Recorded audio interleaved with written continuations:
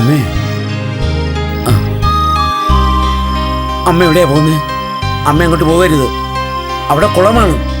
അമ്മേ പോകരുത്, അമ്മേ അവിടെ കുളമാണ്. പോകരുത്, പോകരുത്, പോകരുത്. എന്റെ കൈയൊന്നും പിടിയേട്ടാ. ചേട്ടാ വീട് വല്യേട്ടാ. എന്റെ കൈ, എന്റെ കൈ. എന്താ എന്താ എന്താ എന്താ? ചേട്ടൻ സ്വപ്നം കണ്ടതാ. മനുഷ്യനെ കിടത്തി ഉറക്കില്ല. അളിയാൻ പോയി കിടന്ന് ഉറങ്ങ് ചെല്ലേ. എടീ എനിക്കെന്താ പറ്റിയതാ? കിടന്നുറങ്ങും മനുഷ്യ.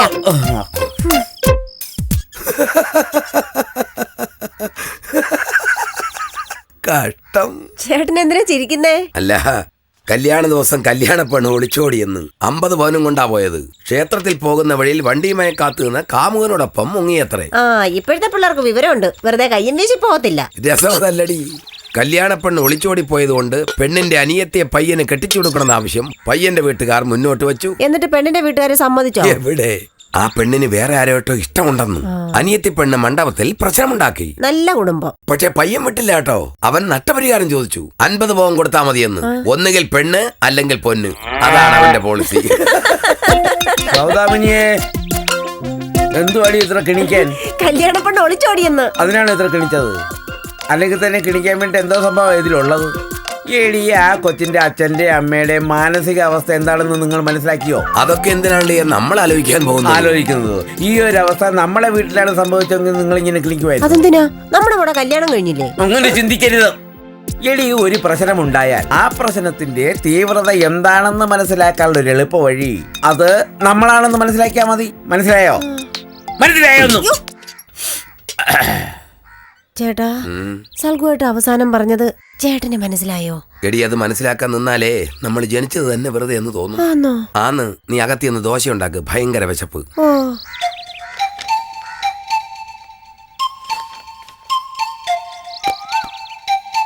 ആഹാ, ഇതെന്താ ഇന്ന് ഓഫീസിൽ പോണില്ലേ? പോണം. ഓരോരോ വാർത്തകൾ വായിക്കുമ്പോ ജീവിക്കണ്ടെന്ന് തോന്നിപ്പോവുക. ജീവിതം മതിയാക്കുന്നതിനേക്കാൾ നല്ലത് പത്രം മതിയാക്കുന്നതാ. പത്രം വായിച്ച് ദുഃഖിച്ചിരിക്കാതെ എഴുന്നേറ്റ് പോയി കുളിക്കേ. പോണ വഴിക്കൊന്ന് അമ്പലത്തിലും കയറാ. ഇന്ന് ചിങ്ങ ഒന്നല്ലേ? ഇന്ന് ചിങ്ങ ഒന്നാണല്ലേ? ചിങ്ങ ഒന്ന് കേൾക്കുമ്പോഴേ എനിക്ക് എൻ്റെ അമ്മയെ ഓർമ്മ വരും. പണ്ടൊക്കെ ചിങ്ങ ഒന്നിന് അതിരാവിലെ അമ്മ എന്നെ വിളിച്ചുണർത്തും. പിന്നെ കുളത്തിലെ കുളി. അത് കഴിഞ്ഞ് ഈറനെടുത്ത് അമ്മയുടെ കൈവിരൽ തൂങ്ങി ക്ഷേത്രത്തിലേക്ക്. ക്ഷേത്ര പരിസരത്തൊക്കെ നല്ല വെള്ള മണലാണ് സൗദാമിനി. ഒരിക്കലും ആവർത്തിക്കാൻ കഴിയാത്ത നന്മകൾ. രാവിലെ എണീറ്റിരുന്നെങ്കിലേ ഞാൻ കൊണ്ടുപോകാമായിരുന്നല്ലോ. എന്റെ കൈവരലിൽ തൂങ്ങി വരായിരുന്നല്ലോ. മോടി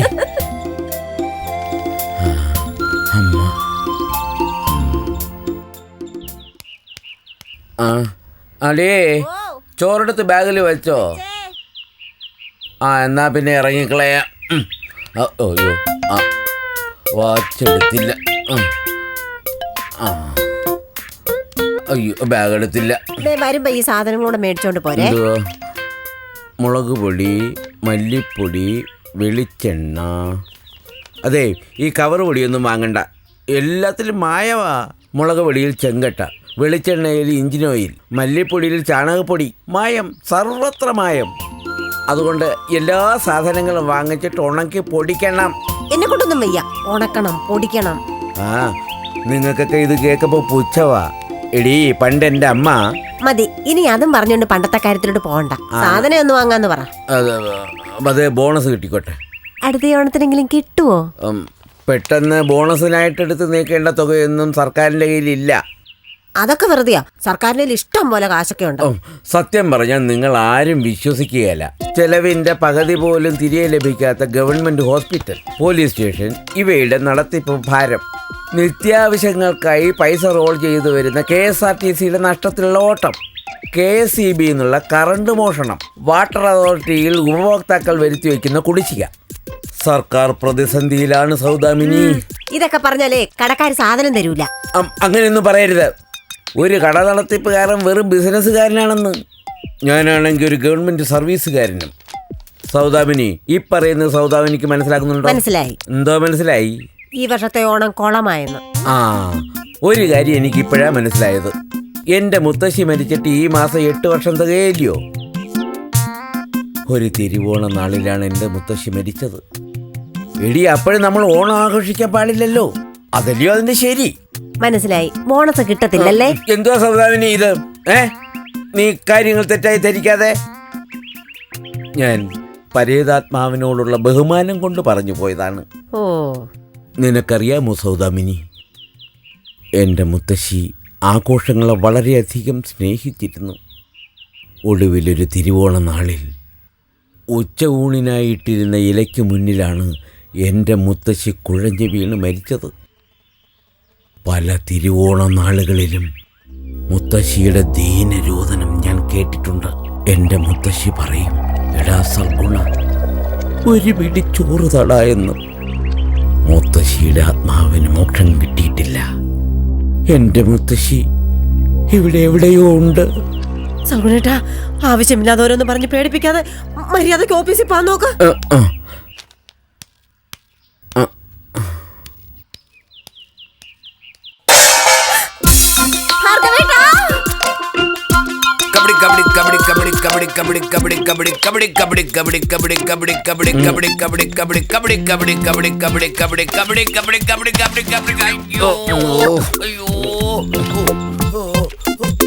ഇന്നത്തെ കളി നിങ്ങൾ ജയിച്ചു. ബാക്കി നാളെ.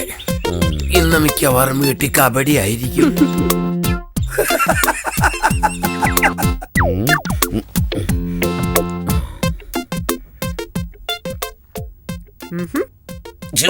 ഇതെന്താ വെറുതെ ഇരിക്കുന്നത്? ഇല്ല, ഞാൻ ചെവിടെടുത്തോണ്ടിരിക്കാം. ഓ, അളിയാ. എന്താ അളിയാ? എന്തിനാ വഴിയെ കിടന്ന് വെറുതെ ഒച്ചയും ബഹളം ഉണ്ടാക്കിയത്? അത് പിള്ളേരൊക്കെ ആവുമ്പോ കുറച്ച് ബഹളങ്ങളൊക്കെ ഉണ്ടാക്കില്ലേ അളിയാ? പിള്ളേരല്ല, അളിയൻ തന്നെ അവിടെ കിടന്ന് ബഹളം ഉണ്ടാക്കിയത്. എന്റെ അളിയ ഒന്നുമില്ലെങ്കിൽ അളിയന് 19 വയസ്സായില്ലയോ? അത് എന്റെ കുറ്റം കൊണ്ടല്ലല്ലോ അളിയാ. 50 വയസ്സായത് അളിയന്റെ കുറ്റം കൊണ്ടല്ല. പക്ഷേ ഒരു ജോലിയും ചെയ്യാതെ ഇങ്ങനെ കറങ്ങി നടക്കുന്നത് തന്നെയാണ് അളിയ കുറ്റം. അളിയ, ഈ വീട്ടിൽ നിൽക്കുമ്പോൾ അതിന്റെ മാന്യതയ്ക്കനുസരിച്ച് നിൽക്കാവൂ, അല്ലാത്തവരോട് നിൽക്കണ്ട. ഓഹോ, അത് ശരി. ഞാനിവിടെ നിൽക്കുന്നതാണ് പ്രശ്നമല്ലേ? ഓക്കെ. നിങ്ങളിപ്പോ ചേട്ടന്റെ അടുത്ത് പറഞ്ഞത് എനിക്കിഷ്ടപ്പെട്ടില്ല. എനിക്കും അത്ര ഇഷ്ടപ്പെട്ടില്ല, എന്നാലും പറഞ്ഞു പോയി. സൗദി, ചേട്ടൻ പോവുകയാണ് മോളെ. അയ്യോ, ചേട്ടൻ എങ്ങോട്ടാ പോണേ? പറഞ്ഞില്ലേ സൗദിക്ക് പോണെന്ന്. സൗദാമിനിയോട് പോണ കാര്യമാണ് പറഞ്ഞത്. ആ, അത് ശരി. എഴീച്ച് നടക്കാമെങ്കിലും എനിക്കുമുണ്ടൊരമ്മ. ചേട്ടാ, ചേട്ടൻ വെറുതെ. വേണ്ടടി, ശരിയാവൂല. സ്വരം നന്നായിരിക്കുമ്പോ പാട്ട് നിർത്തുന്നതാ നല്ലത്. യേശുദാസന്റെ സ്വരം നല്ല ഇല്ല. അപ്പൊ അങ്ങനെ പാട്ട് തീർച്ചയായുള്ള അവസ്ഥയോ? കോട്ടയളിയ. പിന്നെ ഞാൻ അളിയന്റെ സ്ഥാനത്തല്ല കണ്ടത്, എന്റെ സഹോദരന്റെ സ്ഥാനത്താ. സ്വന്തം രക്തമായിട്ടാ കണ്ടത്. സ്നേഹിച്ചു പോയി ഒരുപാട്, ഒരിക്കലും മറക്കില്ല. അളിയൻ പറഞ്ഞല്ലോ ഞാൻ ജോലിയില്ലാതെ തെണ്ടി നടക്കുന്നെന്ന്. ഞാനിപ്പോ പറഞ്ഞു അളിയൻ പറഞ്ഞു. ഇവളിപ്പോടെ 3 പേരെ കെട്ടിച്ചയച്ചപ്പോ ഉണ്ടായിരുന്നതെല്ലാം പോയി. നല്ല സമയത്ത് വിവാഹവും കഴിച്ചില്ല. ശപിക്കപ്പെട്ട ജന്മം. പക്ഷെ ആരെങ്കിലും എന്റെ അളിയനെ കുറിച്ച് ചോദിച്ചാൽ 100 നാവാണ് എനിക്ക്. ഇവിടെയാണ് അളിയ ആ രൂപം പ്രദർശിച്ചിരിക്കുന്നത്. അളിയനെ എന്റെ കൂടപ്പുറപ്പിനെ പോലെയാണ് കണ്ടിട്ടുള്ളത്. അളിയ അകത്ത് കയറിപ്പോ.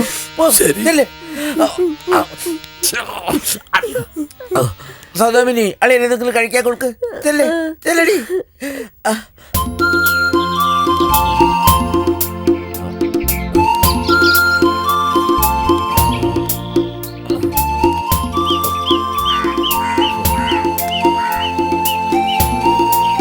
ഇതെന്താ കൊഴിഞ്ഞു വീണ ഇലകളുടെ എണ്ണം എടുക്കുന്നോ? ഞാൻ ഇനി പഴുത്ത മാവല നോക്കുകയായിരുന്നു. അതെന്തിനാ ഇപ്പം പഴുത്ത മാവല? പല്ലി വയ്ക്കാനേ. ഇവിടെ ഉമിക്ക് തീർന്നാലും നീ അറിഞ്ഞില്ലല്ലോ. അതിനിവിടെ പുതിയ ബ്രഷ് 2-3 ഇരിപ്പില്ലേ? ഏതെങ്കിലും ഒന്നെടുത്ത് അങ്ങ് തേച്ചാ പോരെ? അതൊന്നും ശരിയാകത്തില്ല. ചേട്ടാ, പഴുത്ത ഇലയൊന്നും കാണാനില്ലല്ലോ. ഇനിയിപ്പോ എന്തായാലും പഴുത്ത ഇല കിട്ടിയിട്ട് പല്ല് തേച്ചാ മതി. സൗദാമിനി, ചേട്ടാ, ആ മാവിന്റെ കൊമ്പൽ ഒരു ഊഞ്ഞാല് കെട്ടിയാ കൊള്ളായിരുന്നു. സൽഗുണേട്ടാ, ഞാൻ പറഞ്ഞത് കേട്ടോ? സൽഗുണേട്ടാ, ഊഞ്ഞാല്. ഊഞ്ഞാല്. അത് ശരിയാകത്തില്ല. അതെന്താ ശരിയാവാത്തത്? ശരിയാകത്തില്ല സൗദാമിനി. എന്റെ ചെറിയമ്മയെ പറ്റി നീ കേട്ടിട്ടുണ്ടോ? ഓ, പണ്ട് മരിച്ചുപോയ ഭദ്ര ചെറിയമ്മ. ആ ചെറിയമ്മ എനിക്ക് അമ്മയെ പോലെ ആയിരുന്നു. കാണാൻ നല്ല ഭംഗിയായിരുന്നു ചെറിയമ്മ. മുട്ടോളം മുടി, നല്ല വിളർന്ന കണ്ണുകൾ, എപ്പോഴും ചിരിയ. ചെറുപ്പത്തിലേ എന്നെ ചോറ് കൂട്ടുന്നത് ഈ ചെറിയമ്മയായിരുന്നു. എവിടെ പോയാലും ഈ ചെറിയമ്മ എന്നെയും കൂട്ടും. നാട്ടിലുള്ള പെണ്ണുങ്ങൾക്ക് ഈ ചെറിയമ്മയോട് ഭയങ്കര അസൂയായിരുന്നു. പോരാത്തതിനോ നല്ല തങ്കപ്പെട്ട സ്വഭാവമായിരുന്നു. അന്നൊക്കെ രാത്രിയിൽ ഞാൻ ഉറങ്ങിയിരുന്നത് ചെറിയമ്മയുടെ കഥ കേട്ടിട്ടായിരുന്നു. പിന്നെ എപ്പോഴും ഒരു ചതയ നാളിൽ ഈ ചെറിയമ്മ തൂങ്ങി മരിച്ചു. അത് ഊഞ്ഞാലിട്ടിരുന്ന കയറിൽ. അതിനുശേഷം ഞാൻ ഊഞ്ഞാലിൽ കയറിയാൽ എൻ്റെ അടുത്ത് ചെറിയമ്മ വന്നിരിക്കുന്നതായിട്ട് എനിക്ക് തോന്നും. ചെറിയമ്മ കഥകൾ പറയും, ചിരിക്കും, കരയും.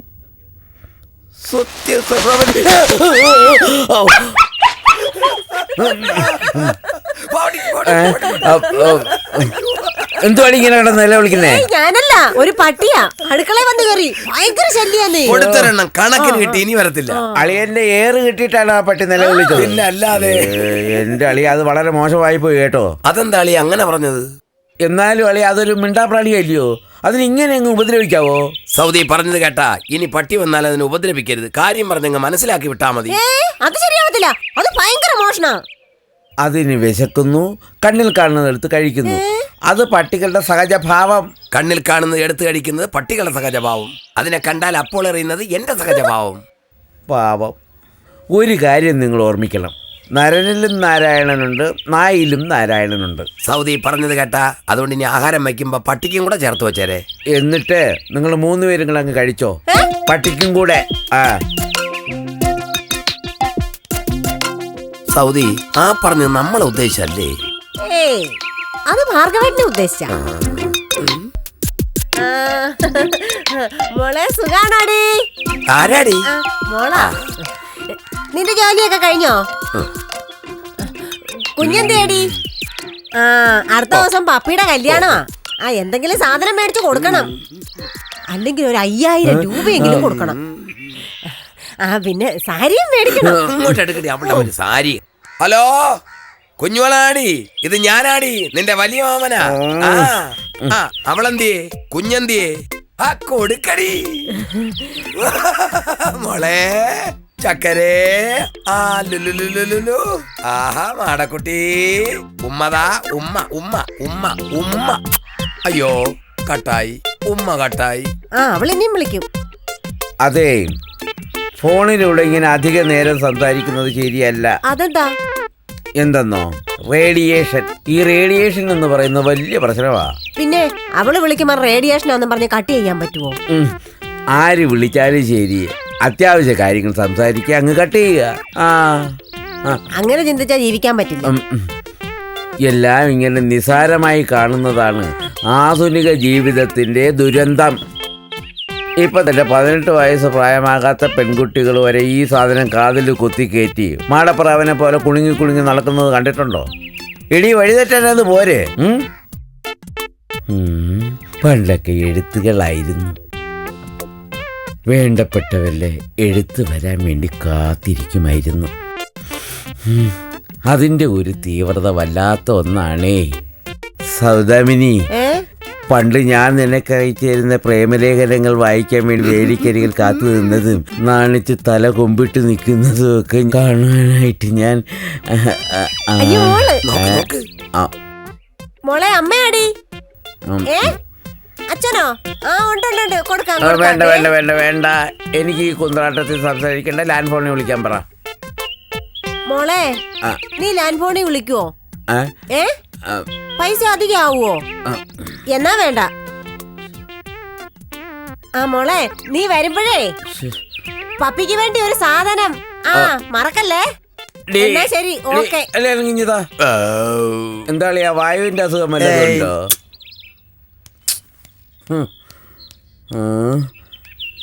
അങ്ങ് ബോംബെയിലിരിക്കുന്ന കൊച്ചു പെണ്ണിന്റെ വിവരം പോലും എവക്കില്ല. അവസാനം മറ്റേ ആ നീണ്ട ബില്ല് വരുമ്പോ അറിയും. കത്തുകൾ അതൊരു നൊസ്റ്റാൾജിയ തന്നെയാണ്.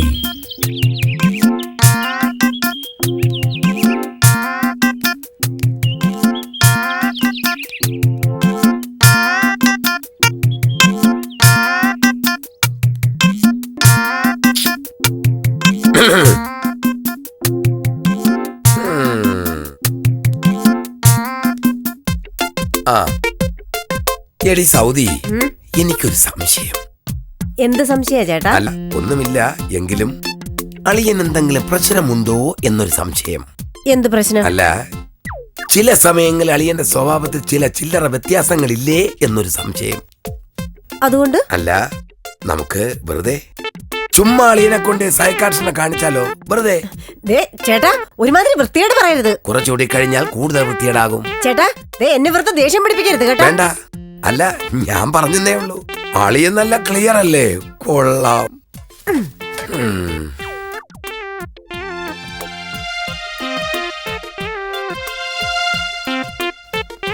അതെ, ഇങ്ങനെ ഇരുന്നാൽ എങ്ങനെയാ?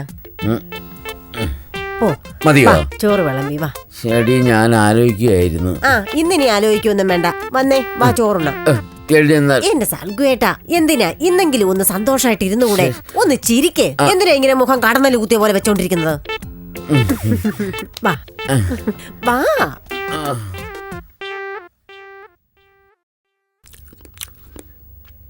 കുറച്ചും കൂടെ ഇരട്ടാ ചേട്ടാ. വേണ്ട വേണ്ട, കുറച്ചുകൂടെ കഴിഞ്ഞിട്ട് ചോദിക്കാം.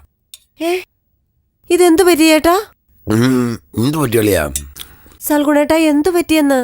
മഹാബലി തമ്പുരാൻ, എല്ലാവരും സസുഖം സമത്വം വാഴണമെന്ന് ആഗ്രഹിച്ച എന്റെ പൊന്നു തമ്പുരാൻ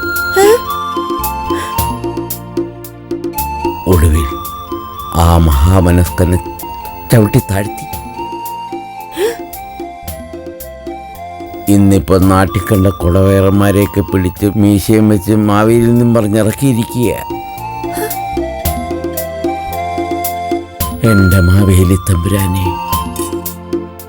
ഇവരോട് പൊറുക്കേണമേ തമ്പുരാനെ.